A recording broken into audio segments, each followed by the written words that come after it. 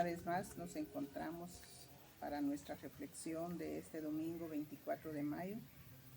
Cada semana que pasa pues se extraña más las reuniones que teníamos, el vernos, el saludarnos, el estar cerca, pero creemos que cada día también se acerca ese momento en el que ya nuevamente volveremos a la normalidad. Mientras tanto, no desmayemos, mantengámonos siempre cerca del Señor por medio de la oración, por medio de la lectura y reflexión de su palabra. Deseo que este domingo para cada familia sea un domingo de bendición. En esta ocasión el calendario litúrgico nos marca el Evangelio según San Juan capítulo 17, los versículos del 1 al 11. Yo puse hasta el 16, versículos 1 al 16. Y el tema se titula La hora ha llegado. El texto de Hechos 1, del 6 al 14, es una de las lecturas que acompañan el Evangelio este domingo. Y en esa porción del libro de los Hechos, la escena es la ascensión del Señor. La iglesia, con el calendario litúrgico, conmemora o recuerda la ascensión del Señor este jueves anterior. Y en esa escena los discípulos ven a Jesús ir al cielo, pero antes les dejó el mandato de ser testigos en Jerusalén, en Judea, en Samaria y hasta lo último de la tierra. Hoy el Evangelio de San Juan, capítulo 17, versículos del 1 al 16, la escena es diferente. Vemos a Jesús hablando con el Padre. Es un momento de oración, un tiempo íntimo de comunión de Jesús. Y su actitud, según el versículo 1, es que Jesús está hablando con ellos, pero en ese momento alza los ojos al cielo. La actitud de oración. Ahora el Señor no está enseñando, no está haciendo milagros o señales. Es tiempo de oración. Los discípulos están ahí cerca.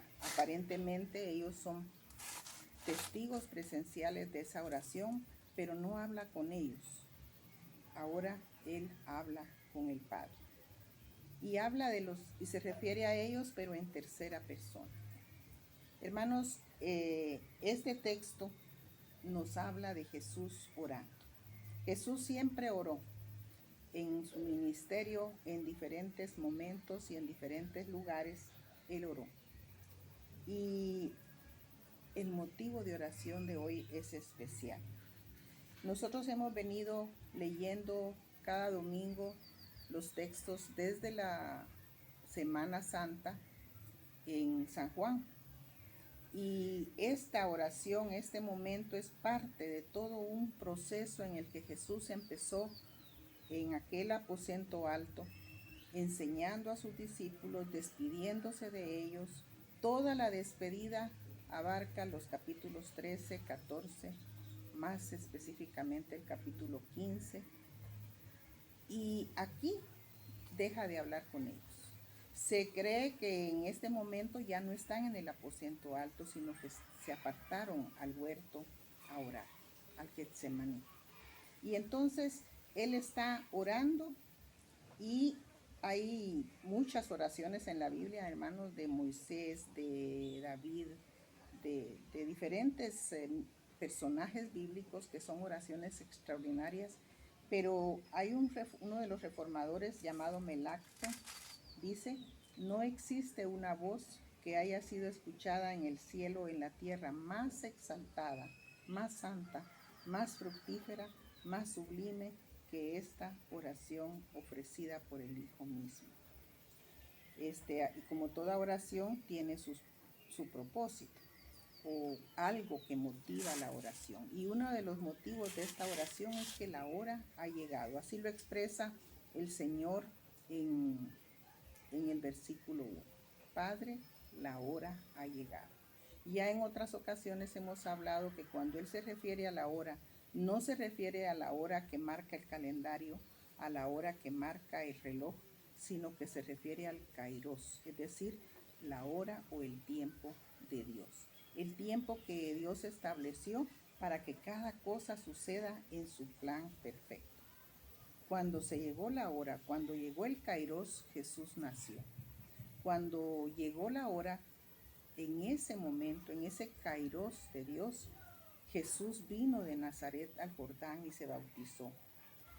En ese momento también, tiempo de Dios, Jesús inició su ministerio.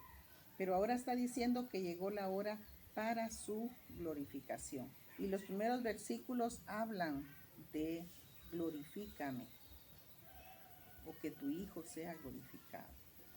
Parece extraño oír a Jesús hablando y pidiendo algo para Él, cuando todo el tiempo Él ha sido entregado a los demás. Nunca ha pedido algo para Él. Pero ahora está pidiendo que sea glorificado. Pero ¿por qué lo pide? Porque Él ya cumplió su tarea. Él sabe que cumplió su tarea y entonces ese paso es la glorificación. Recordémonos, hermanos, en la carta a los Filipenses, cómo lo dice Pablo. Él primero se humilló hasta lo sumo y después fue exaltado por el Padre. Ese es precisamente el momento que Jesús está viendo venir, el tiempo de su glorificación, de su exaltación. Y la oración prácticamente es una oración de intercesión.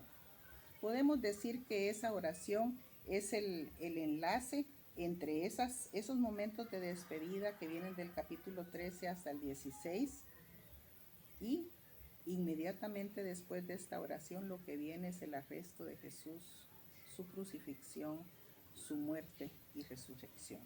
Entonces el propósito es interceder. Juan conserva esa oración de intercesión de Jesús en este capítulo 17, que se conoce comúnmente como la oración sacerdotal.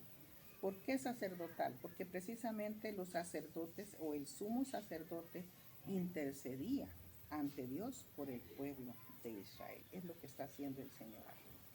Hay una preocupación.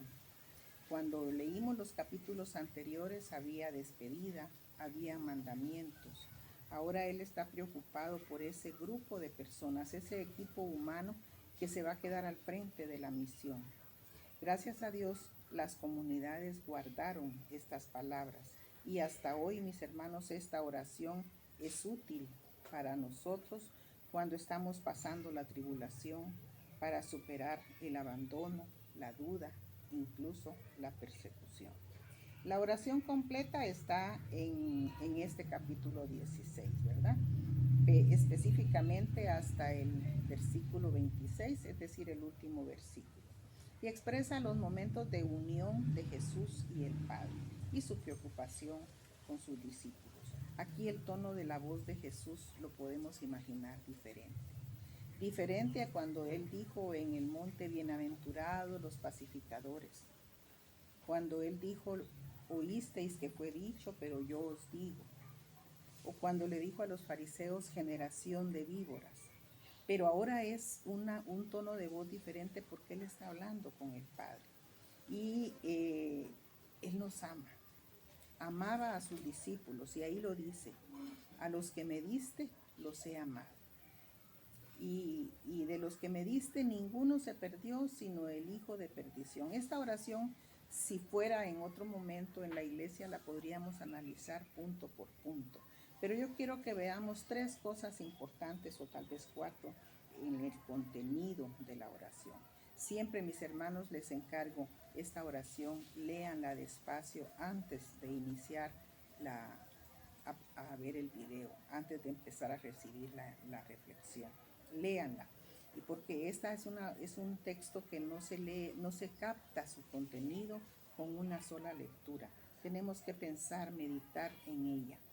Y una de las cosas, entonces, uno de los elementos de esta oración es que ha llegado la hora. Enfatizo eso porque es importante. Ha llegado la hora. ha llegado la hora. Tengamos siempre presente que nada sucede en el mundo si no está en el plan de Dios. En el tiempo de Dios se dice ahora, ¿verdad? Lo hemos oído muchas veces. En el tiempo de Dios suceden las cosas, no cuando nosotros queremos, no cuando nosotros exigimos a veces que sean, sino en el tiempo de Dios. También hay otra cosa importante. El mundo va a conocer a Dios a través de Jesús. No hay otro medio para conocer a Dios que Jesús. Y Él dice, Padre, reconocerán que vengo de ti. Jesús es la manifestación del Padre para el pueblo. Él nunca vivió para Él mismo, sino que su vida fue para dar a conocer al Padre. Otra cosa que dice la oración también es, todo lo mío es tuyo y todo lo tuyo es mío. Otra vez enfatizando la unidad entre Dios y el Padre. Y al dejar este mundo, Jesús expone su preocupación por sus amigos. Les he dado tu palabra. La palabra que me diste, les he dado. Y esta petición del versículo 15, mis hermanos, que es con la que yo quiero concluir, es una petición especialmente adecuada para el tiempo que vivimos. ¿Qué dice el versículo 15? El versículo 15 dice, no ruego que los quites del mundo, sino que los guardes del mal. Y luego, santifícalos en tu verdad, tu palabra es verdad. Dos versículos en los cuales nosotros encontramos el cómo de la petición de Jesús a Dios. Él dice, guárdalos del mal. Él dice, te los recomiendo, como diríamos nosotros en nuestras propias palabras. Pero ¿cómo se va a dar ese cuidado de Dios para nosotros? La primera es guardándonos del mal. El Padre, mis hermanos, es el que nos guarda del mal. Y otra cosa es santificándonos por medio de esa palabra. Que esos dos elementos los tengamos nosotros siempre presentes, y por eso la insistencia es en que siempre estemos cerca de la palabra, que nos guarde del mal. Esa frase, ¿por qué se enfatiza? Para terminar, porque estamos en un momento difícil, en un momento de peligro, en un momento de pandemia extendido más de lo que nosotros pensamos. Creímos que iban a ser 2 meses y ya no fueron 2 meses. Pero mantengámonos seguros, porque en su oración Jesús pidió que el Padre nos guarde del mal. Confiemos, mis hermanos, en la intercesión de Jesús. El Padre nos librará del mal. Que esa confianza quede en cada uno de los corazones, mis hermanos. Dios les bendiga.